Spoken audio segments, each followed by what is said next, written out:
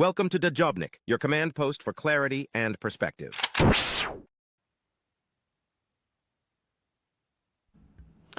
Good afternoon, everyone. I'm Israeli Government Spokesman Eylon Levy. This is day 130 of the October 7th war. IDF fatalities since the start of the October 7th massacre have risen to 569. That's up by 3 since yesterday's update. The people of Israel grieve with the families of Lieutenant Colonel Reserves Netanel Yaakov El-Kubi, 36, Sergeant First Class Reserves Ziv Chen, 27, and Major Reserves Yair Cohen, 30. An update on the October 7th hostage crisis following the successful hostage rescue mission that brought home Fernando Marman and Luis Ha from Hamas captivity in Rafah. Prime Minister Benjamin Netanyahu met with special forces. He praised the operation as one of the most successful rescue missions in the history of the State of Israel, end quote, and congratulated the counter-terror officers on their perfect execution. This operation was, of course, material evidence that Israel's strategy is working, and only military pressure will bring the hostages home. The government of Israel remains committed to securing the release of all the remaining 134 hostages through rescue missions in the heart of Hamas's last stronghold where possible, and by creating the conditions for another framework for the release of all the other hostages where not.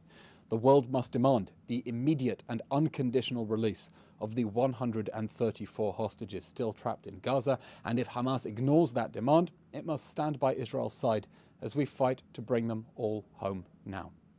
An operational update: IDF efforts to dismantle Hamas in the wake of the October 7th massacre continue across the Gaza Strip.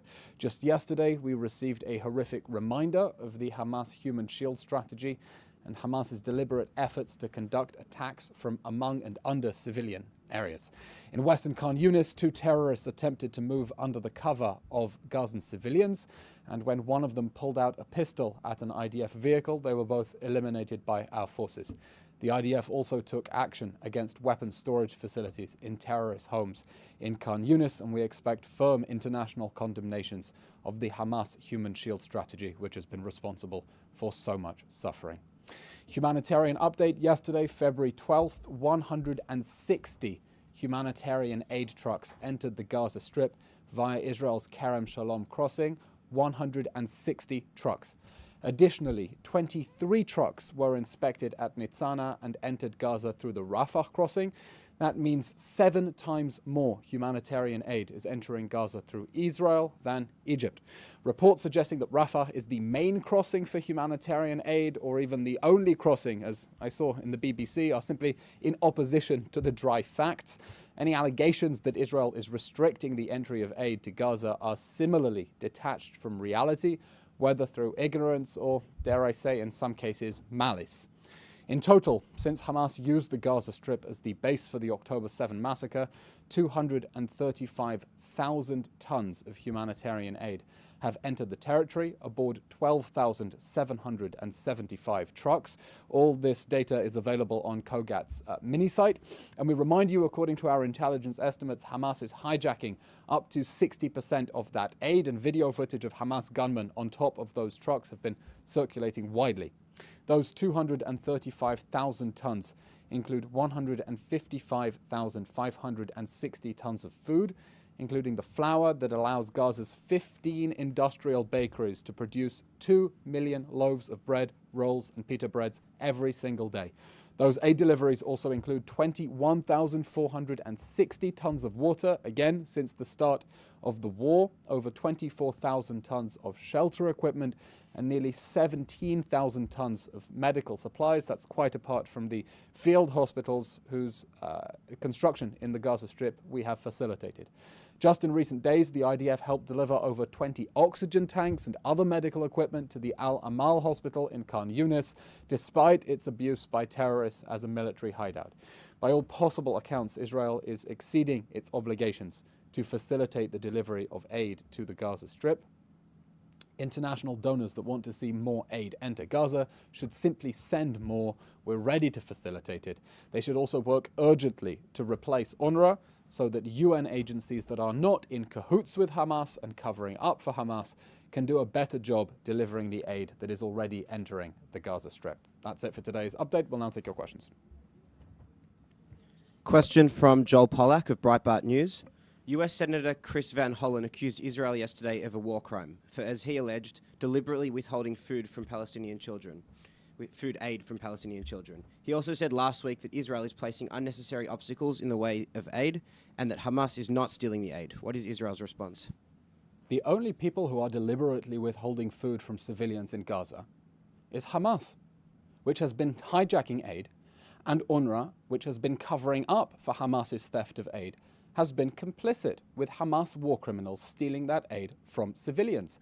As I just said in this briefing now, Israel has placed no restrictions, zero, on food, medicine, water or shelter equipment entering the Gaza Strip. We have excess capacity to more than double it, and 7 times as much humanitarian aid is entering via Israel as is entering from the Rafah crossing with Egypt. The problem is that the UN agencies on the ground, namely UNRWA, which has claimed a monopoly on distributing aid, is struggling to distribute that aid at the pace that Israel is facilitating its entry into Gaza. That is why the Kerem Shalom crossing is closed on Saturdays at the request of the United Nations, because there is so much piling up on the other side that they have not been able to distribute. Now, if you want to see humanitarian situations improve inside the Gaza Strip, we urge all countries, all donors to UNRWA, the same UNRWA whose main headquarters sat directly above the Hamas server farm that was leaching its electricity, and no international donors have asked to see the electricity bill for that, to the best of our knowledge.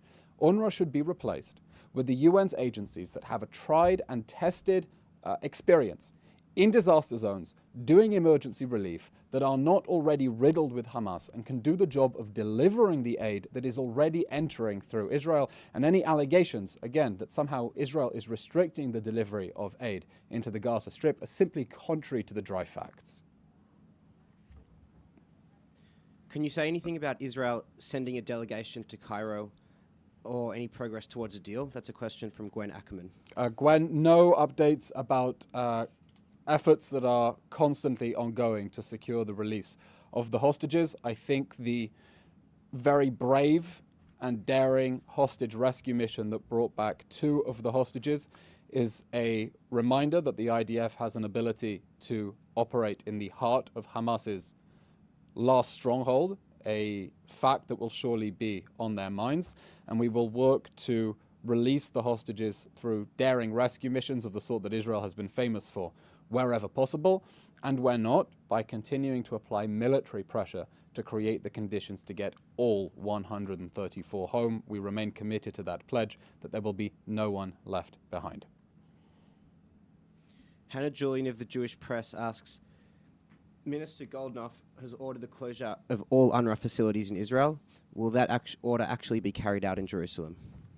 I'm not familiar with the particular details, but if that is a legal decision by the government that has been made, an order that has been made, then I would expect so. Question from Emily Rose of Reuters. Is there a plan to evacuate civilians from Gaza? Is there a response to the French sanctions on members of the settler community? And is there a response to Borrell's suggestion the US cut military aid? Sorry, there was 3 questions. Just again, Kiwi, if I can jot them down. First question, is there a plan to evacuate civilians from Gaza? Second question, is there a response to the French sanctions on members of the settler community? And third question, is there a response to Borrell's suggestion the US military cut aid? Sure. As for questions of evacuation, since the beginning of this war, Israel has plainly surrendered the element of surprise and the military advantage that would have bestowed by giving warning for civilians to evacuate areas where terrorists are trying to use them as human shields. That is why, before the ground offensive, Israel made warnings for civilians to evacuate northern Gaza. And I can't remember off the top of my head the latest figures of whether it's 70,000 phone calls, however many million text messages, 15 million text messages, around 15 million recorded voice messages, millions of leaflets. It's fair to say Israel has made more warnings for civilians to evacuate than all armies in the history of warfare put together, and quite happy to have Reuters fact check us on that matter if we are wrong. We are keen to attack Hamas targets without Hamas terrorists using civilians as human shields. Hamas has only 2 strategies to try to survive this war, and they're both evil and sick and twisted. The first is to hold on to the hostages we fear are being tortured and starved and raped and executed in its terror dungeons and use them as leverage to survive the October 7th massacre and remain on its feet. And the other is to try to hide behind civilians, aggravate a humanitarian crisis in order to generate international sympathy that will force Israel to stop this war. So we want to see civilians get out of harm's way so that Hamas cannot use them as human shields. And that is why when the Prime Minister instructed the army to draw up a plan to dismantle the last 4 Hamas battalions in Gaza after the destruction of the 18 battalions north of Rafah, he also ordered it to come up with a plan for how civilians may be evacuated from Rafah, because we do not want to see them being hurt. As for the question about the French, I saw that this news broke just a few minutes before we go off air, went on air. I'm not familiar with any comment that has been made by government officials in that regard. I would refer you to a statement made by the Prime Minister after similar measures were made by the United States, in which he explained that in his opinion those are quite unnecessary and unhelpful. As for the third question about the High Representative for Foreign Affairs, Josep Borrell, unfortunately, there's never been a time in history when the world has supported the right of Jews to physically defend themselves from the threat of annihilation. None.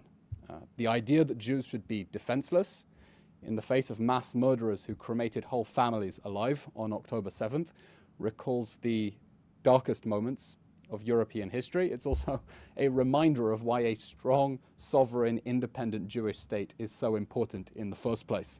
The recent European Parliament resolution from just 3 weeks ago, reaffirming Israel's right to dismantle Hamas and bring the hostages home, in fact saying there should be no permanent ceasefire until Hamas is dismantled and the hostages are brought home, is an encouraging confirmation that Europe is not reverting to type. We think that people should have a long, hard think after the October 7th massacre about what side of history they want to be on, Hamas or the Jews. As a follow-up question from Emily Rose of Reuters, question is, do you have any comment on David Cameron? Anything specific about Lord Cameron? About if your question is about Lord Cameron's calls for a humanitarian pause, I must admit we are deeply confused about what the British position is. The idea of an urgent humanitarian pause to let aid in and hostages out is a magic bullet that does not exist. If it were that easy to get the hostages out through a temporary pause that would let more aid in, we would have done it ages ago. In fact, Hamas would not have violated the last hostage release pause that was intended to do exactly that. Hamas is not interested in a temporary pause that would let hostages out and let aid in. That option is not on the table. And so we are fighting in order to create the conditions that will force Hamas to release the hostages. Now, I've seen Lord Cameron and the British government also speaking about the need for a sustainable ceasefire. And I recall Lord Cameron's own column in The Times with the German Foreign Minister, Annalena Baerbock, I think it was on the 17th of December, in which they explained that any sustainable ceasefire had to be predicated on Hamas laying down its arms and no longer being in power. They wrote, I think I have a copy of it somewhere here, that we do not believe that calling right now for a general and immediate ceasefire, hoping that it somehow becomes permanent, is the way forward. It ignores why Israel is forced to defend itself. Hamas barbarically attacked Israel and still fires rockets to kill Israeli citizens every day. Hamas must lay down its arms. In that column, they also speculate, let us imagine that we did press Israel to cease all military operations forthwith. Would Hamas stop firing rockets? Would it rescue the hostages? The answer is no. And they go on to say that any unsustainable ceasefire quickly collapsing into further violence would only make it harder to build the conditions necessary for peace. We too agree there should be a sustainable ceasefire after Hamas lays down its arms. It's called a total Israeli victory, and anything short of that, as Lord Cameron has correctly noted in the past, would only be a recipe for more violence and instability, because Hamas will not stop its genocidal war against our people, and showed us on October 7th the barbaric violence that it is happy to perpetrate unless it is stopped, and we will stop it. Question from Hanan Lashinsky of All Israel News. Can you confirm reports that Israel is considering French proposals for Hezbollah to withdraw only 10 kilometres instead of all the way to the Litani? Does Israel connect between efforts at ceasefires in the northern and southern arenas? And does a truce in one arena influence the other one? Sure. As for the question about the situation in Lebanon, we have been clear. UN Security Council Resolution 1701 must be enforced. It is the solution that is agreed by the government of Israel, the government of Lebanon, the United Nations as well. That architecture exists, and it's time to put it into place, even though Hezbollah has systematically violated it with its mere presence in southern Lebanon and the constant rocket fire that, as you know, has displaced over 80,000 Israelis who cannot return to their homes. Israel has been clear this situation in the north must end with a clear change. As long as Hezbollah is on our border with the possibility of perpetrating an October 7th style massacre on a much larger scale, we must treat it as October 6th, and northern Israel must be safe for citizens to return to their homes, free of the fear of being abducted into Lebanon, and free of the fear of the sort of rocket fire that Hezbollah has been unleashing on Israel since it decided to join this war on Hamas's side on October 7th. Hezbollah at the moment appears hell-bent on dragging Lebanon into a totally unnecessary war, a war that will have disastrous consequences for Lebanon if Israel is forced to defend its people in a full-scale war, given what we know about Hezbollah's military arsenal. There is a diplomatic window. We hope that it is still possible to reach diplomatic solution in that window that will make it safe for Israelis to return to their homes in northern Israel. But the current situation is intolerable, and our position is clear. Either Hezbollah backs away, or we will have to push it away ourselves.